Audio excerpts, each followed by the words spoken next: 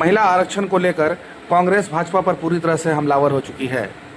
कांग्रेस के साहेबगंज जिला अध्यक्ष सह विधायक प्रतिनिधि बरकत खान इस मामले में क्या कहते हैं, आइए जानते हैं। पिछले दिनों सरकार ने महिला आरक्षण का बिल लाया था जो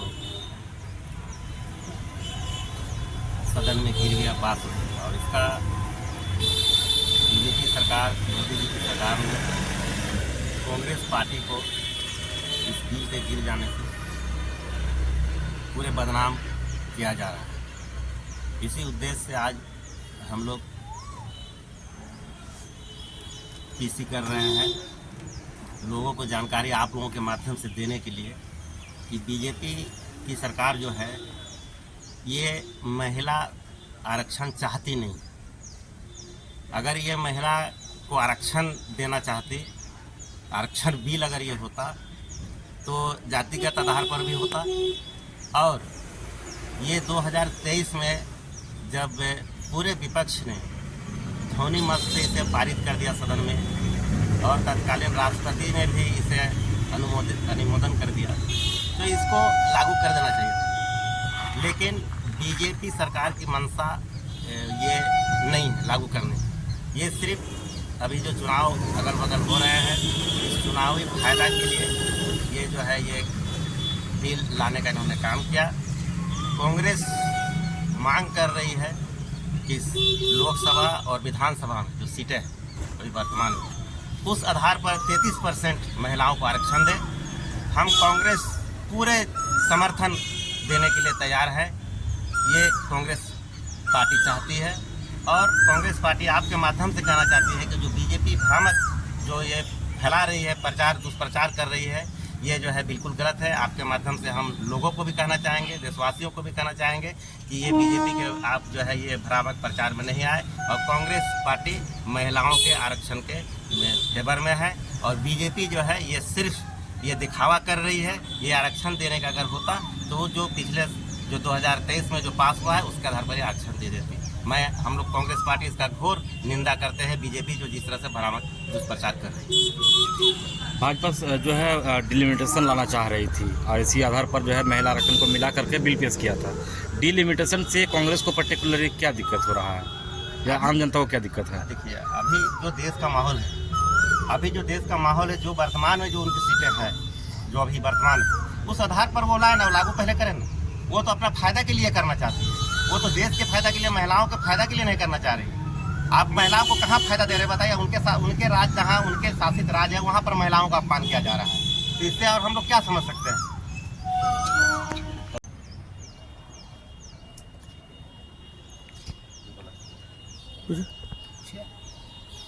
आपके पीसी में क्या कहना चाह रहे हैं?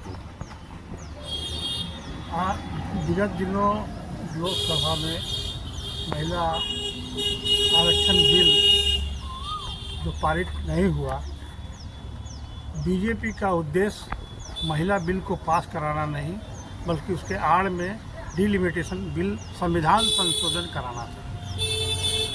जबकि 2023 में महिला बिल सभी सांसदों ने मिलकर फुल मेजॉरिटी से पास किया था, और उस वक्त कहा गया था कि महिला बिल जनसंख्या के आधार नहीं, जनसंख्या के आधार पर हम लोग लागू कर देंगे। जनसंख्या का योजना घोषित हो गया, उसके बाद भी जनसंख्या नहीं हो रहा है। आपको अगर महिला से इतना प्रेम है तो आप 2011 के जनसंख्या के आधार पर 543 सीटों पर 33% महिला को दे दीजिए।